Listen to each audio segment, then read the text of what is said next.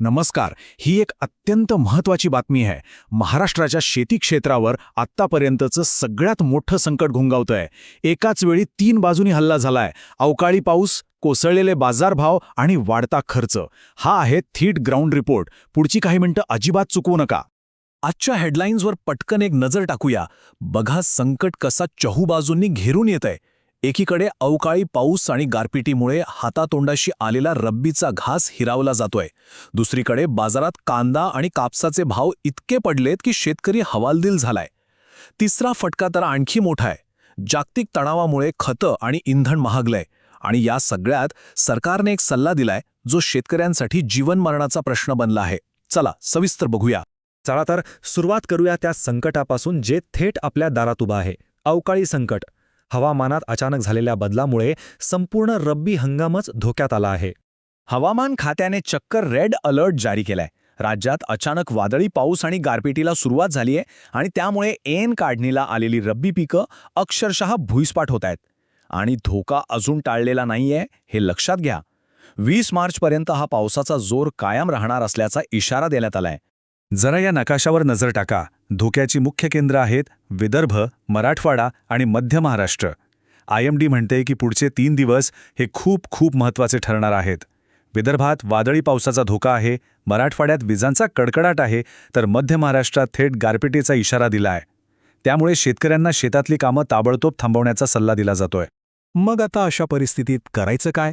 तर कृषी विभागाने एक तातडीचा सल्ला दिलाय. शेतात जर पीक कापून ठेवलं असेल तर ते वादळ आणि गारांपासून वाचवण्यासाठी लगेचच्या लगेच प्लास्टिकने झाकून ठेवा. आणि जर शक्य असेल ना तर ते पीक जवळच्या सुरक्षित गोदामात हलवा. कारण उघड्यावर पीक ठेवणं म्हणजे 100% नुकसान हे नक्की आहे. हे झालं निसर्गाचं संकट. पण संकट इथेच थांबत नाहीये. आता येऊया संकटाच्या दुसऱ्या लाटेकडे. बाजारातली मोठी घसरण.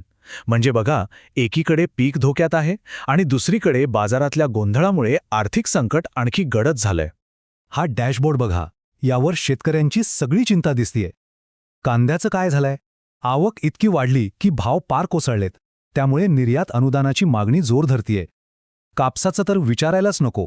MSP खरेदी थांबल्याने शेतकरी पूर्णपणे हवालदिल आहेत आणि 31 मार्चपर्यंत मुदतवाढ मागत आहेत.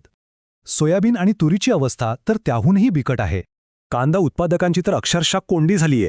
APMC बाजारात कांद्याची रेकॉर्ड ब्रेक आवक झाली आणि त्यामुळे भाव इतके पडलेत की शेतकऱ्याचा लागवडीचा खर्चसुद्धा सुटत नाहीये. विचार करा, परिस्थिती किती गंभीर असेल. म्हणूनच आता राज्य सरकारने निर्यात अनुदान वाढवून द्यावं अशी तातडीची मागणी केली जातीये. आता कापसाच्या संकटाबद्दल बोलूया. CCI कडूनची हमीभावाने कापूस खरेदी होत होती ती अचानक बंद झालीये.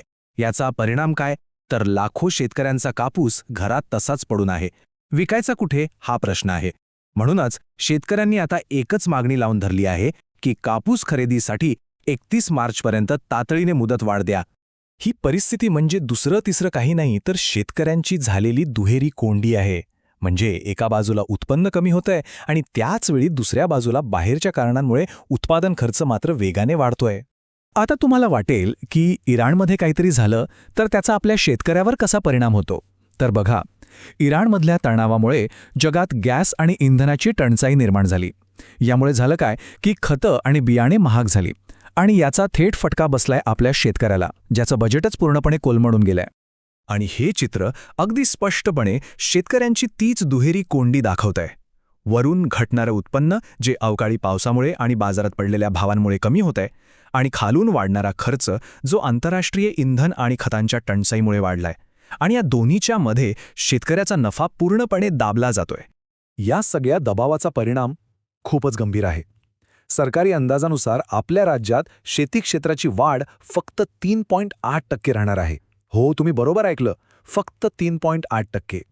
हा एक प्रकारे अधिकृत धोक्याचा इशारा आहे की हवामानातील बदल आणि वाढता खर्च यामुळे आपलं शेती क्षेत्र कमजोर होतंय.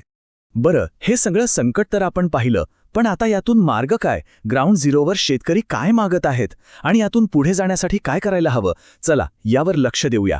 शेतकऱ्यांच्या मागण्या अगदी स्पष्ट आणि सरळ आहेत. पहिली मागणी, अवकाळी आणि गारपिटीमुळे जे काही नुकसान झाले त्याचे त्वरित पंचनामे करून थेट मदत द्या. आणि दुसरी, विमा कंपन्यांनी आता टाळाटाळ न करता नुकसान झालेल्या शेतकऱ्यांना लगेचच्या लगेच पीक विमा मंजूर करावा. ही झाली तातडीची मदत.